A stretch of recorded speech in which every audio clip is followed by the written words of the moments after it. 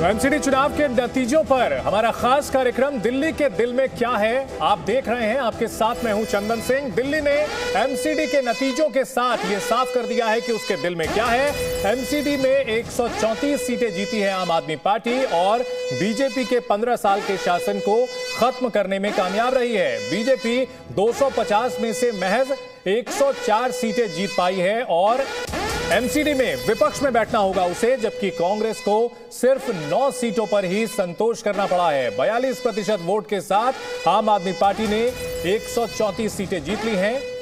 BJP 39% vote लेकर 104 सीटें जीत पाई है। कांग्रेस बहुत बुरा हाल रहा, महज 9 सीटों पर सिमट गई, अन्य के खाते में 3 सीटें गई हैं। तो दिल्ली की एमसीडी का नतीजा अब साफ हो चुका है। आम आदमी पार्टी विजयी साबित हुई है 134 सीटों के साथ। बीजेपी का 15 साल का शासन खत्म, 104 सीटें। कांग्रेस एक तरह से सफाया हो चुका है पार्टी का, 12% वोट और 9 सीटें हासिल कर पाई, अन्य को 3 सीटें मिली हैं। जीत के बाद दिल्ली के मुख्यमंत्री अरविंद केजरीवाल ने कहा कि उन्हें दिल्ली के लिए पीएम मोदी का आशीर्वाद चाहिए, लोगों को गाली गलौज पसंद नहीं। और क्या कुछ उन्होंने कहा है, आइए आपको सुनाते हैं।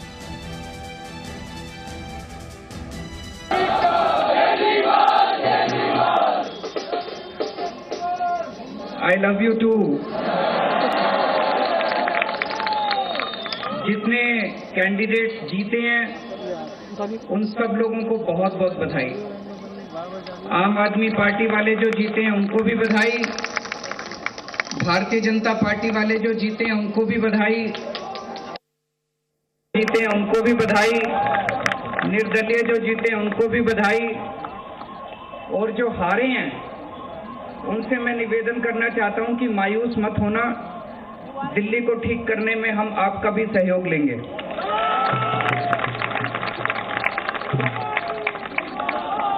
अब अपने को सबको मिलके काम करना है। मेरी सबसे अपील है सभी कैंडिडेट से, सभी पार्टियों से, कि बस राजनीति आज तक की थी, आज तक जितनी राजनीति करनी थी कर ली। अब अपने को सबको मिलके काम करना है, सबको मिलके दिल्ली ठीक करनी है।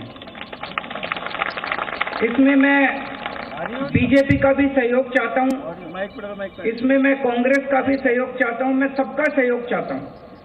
सबके सहयोग से हम दिल्ली को ठीक करेंगे, सब मिलके दिल्ली को ठीक करेंगे। 250 के 250 पार्षद जो चुन के आए हैं, हमें दिल्ली को ठीक करने में सबके सहयोग की जरूरत है और खासकर हमें केंद्र सरकार की मदद भी चाहिए, केंद्र सरकार का सहयोग भी चाहिए। हम आज इस मंच के जरिए से मैं केंद्र सरकार से भी और खासकर प्रधानमंत्री जी से भी दिल्ली को ठीक करने के लिए आशीर्वाद चाहता हूं कि उनका भी, प्रधानमंत्री जी का भी और केंद्र सरकार का भी आशीर्वाद हमें चाहिए। अब दिल्ली को साफ करना है, कूड़ा ठीक करना है कि नहीं करना है? इसमें सबकी ड्यूटी लगेगी, बच्चों की भी ड्यूटी लगेगी, महिलाओं की भी ड्यूटी लगेगी, बुजुर्गों की भी ड्यूटी लगेगी, युवाओं की भी ड्यूटी लगेगी।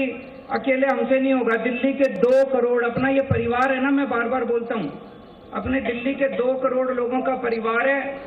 2 करोड़ लोग हम सारे मिलकर दिल्ली की सफाई करेंगे।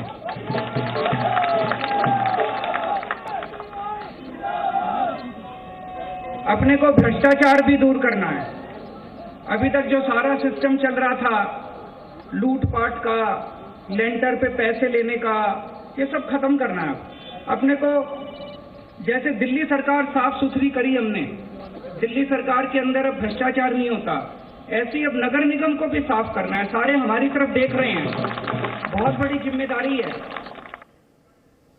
तो जीत के बाद अरविंद केजरीवाल ने काफी अहम बातें कही हैं। सबको मिलकर के काम करना पड़ेगा, नकारात्मक राजनीति नहीं करनी है। साथ ही साथ उन्होंने प्रधानमंत्री का भी आशीर्वाद मांगा है और कहा है कि दिल्ली को अब सुधारने की जिम्मेदारी उनके ऊपर है। हमारे 2 सहयोगी हमारे साथ जुड़ चुके हैं, शिवांगी ठाकुर और आदित्य प्रताप सिंह हमारे साथ हैं। शिवांगी, आम आदमी पार्टी की बड़ी जीत और जिस तरह से 15 साल की सत्ता पर काबिज थी बीजेपी, अब जिम्मेदारी आम आदमी पार्टी पर है। अब ये नहीं कह सकते कि एमसीडी काम नहीं करती, अब डबल इंजन की सरकार आम आदमी पार्टी की है।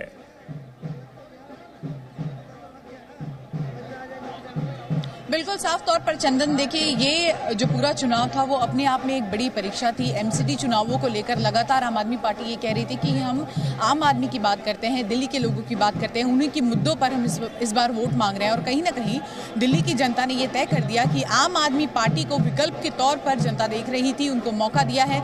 लेकिन एक चीज़ बड़ी बात आपको बता दें कि आम आदमी पार्टी के इतिहास में ऐसा पहली बार हुआ है कि कहीं पर उन्होंने बीजेपी को हराया। ये अपने आप में एक बड़ी बात है और देखिए मनोबल बढ़ा है इसकी वजह से। अब गुजरात में भी रिजल्ट्स आने, देखिए भगवंत तो ये कहते नजर आए, तस्वीरें आपको यहाँ देखने को मिली, वही तस्वीरें आपको गुजरात में भी देखने को मिलेगी। हालांकि एक तस्वीर मैं आपको दिखाना चाहूंगी, इस वक्त पार्टी दफ्तर में हमारी मौजूदगी है और यहाँ पर ढोल नगाड़े लगातार बज रहे हैं। क्या आम क्या खास, हर तबके के लोग यहाँ पहुँच रहे हैं, बातचीत करने की कोशिश कर रहे हैं। और यहीं से अरविंद केजरीवाल ने अपना संबोधन दिया और एक बड़ा संदेश ये दिया कि जिन्होंने हमारे लिए वोट नहीं किया, हम उनका काम सबसे पहले करेंगे। आई लव यू टू कहते हुए यहाँ पर वो लोगों को नजर आए तो बहुत खुश थे। और बड़ी बात है, 15 साल से काबिज बीजेपी को सत्ता से बाहर का रास्ता दिखाना, ये अपने आप में निश्चित तौर पर खुशी तो है आदित्य, खुशी तो है, लेकिन वो बम्पर जीत नहीं है जिसकी दिल्ली में आम आदमी पार्टी को आदत है। क्या आप नेताओं की बॉडी लैंग्वेज भी वैसी दिख रही है कि जीत मिली है लेकिन कहीं ना कहीं कसक रह गई है? बिल्कुल चंदन, कुछ देर पहले आपका ही लाइव देख रहा था और जी मीडिया लगातार, क्योंकि वाकई में हमने जो एग्जिट पोल दिखाए उनसे बहुत सटीक आंकड़े, जो नतीजे आए वो बहुत सटीक थे। और जिस तरीके से लग रहा था कि बीजेपी जो है वो डबल डिजिट में ही समेट जाएगी, आम आदमी पार्टी 140 के पार चली जाएगी, ऐसा दावा कर रहे थे ये लोग कि 220 सीटें आ जाएंगी, कहीं ना कहीं वो जो कॉन्फिडेंस वहां है वो आम आदमी पार्टी का झूल गया। और चंदन, एक बात आप बिल्कुल सही कह रहे थे, एमसीडी की राह आसान नहीं है। दिल्ली विधानसभा और एमसीडी जो है वो बहुत अलग है।